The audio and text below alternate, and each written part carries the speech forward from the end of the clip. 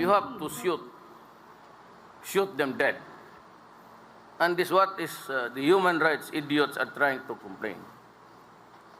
You know, when I say I shoot them dead, I'd prefer to shoot them in the heart or in the head. Art is not always about pretty things. It is about who we are, what happened to us, and how our lives are affected. Taliwa sa imahe na itinuturong kumaladkad kay Kian Lloyd de los Santos bago siya binaril sa isang... My name is Harvey Nichol, and I am a first-generation immigrant artist from Tondo, Manila, Philippines, and I'm currently based here in Calgary. My practice explores different topics relating to the human condition and my identity as a Filipino immigrant living on stolen land. My practice also explores social commentary on the political and cultural issues back home and here in North America as my personal outlet. The crime and drug-infested shanties of the Philippine archipelago have been turned into a drug war zone in the 5 bloody years of Rodrigo Duterte's presidency. It's not a dog, my son. It's not a dog or a pig. 12 on my 6, they think they slick. Talk about freedom, then you suspect. System is broken, they don't want it fixed. Shit is all rigged just for the pigs. I experiment a lot with different types of materials and mediums. Recently, I've been trying to go towards a synoptic narrative approach in my art. And I've been doing creative writing in hopes of trying to publish my own anthology novel in the future. I also create 3D printed sculptures and design my own clothing line. Growing up in Tondo with my mother, as a child I thought art is something that only the rich can enjoy. I came from a lower class family and I was never exposed to fine arts. But I was also exposed with a lot of graffiti and street art. Graffiti isn't really seen as art in the Philippines. It's more of a nuisance. I thought about it the same way, but my views changed as I started hearing about this artist group called Panday Sining. Panday Sining is this infamous visual art crew / social activist in Manila that is currently being repressed because of the things that they talk about in their art. The 6,000 killed by police, by their own accounting, a fraction of the body count.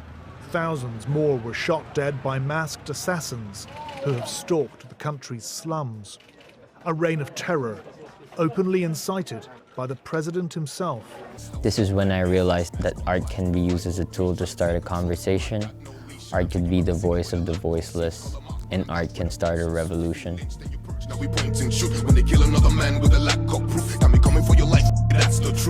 My story is a story that a lot of people who struggle with poverty and mental health issues can resonate with. I would say that I'm lucky enough to be able to conquer some of those struggles and turn some wounds into wisdom.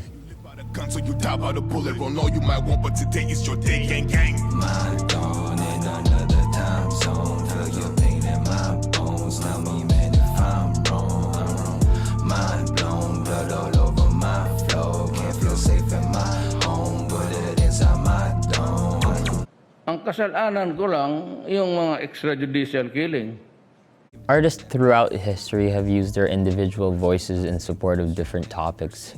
Some create art for the sake of art or for the pursuit of aesthetic, while some have used it to amplify and to tell stories about things that they care about. So, by the very definition of EJK, it's state-sponsored killings, and the president just admitted to it by saying his only sin is extrajudicial killings. But you're saying that's not what he meant. What exactly did he mean? Of course, that's not what he meant. What do you say? Duterte's lawyers regularly dismiss his comments as playful.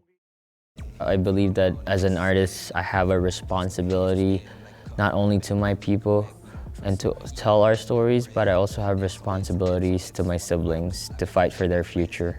I have 2 stepbrothers. One is part of the LGBTQ community and the other is in the autism spectrum.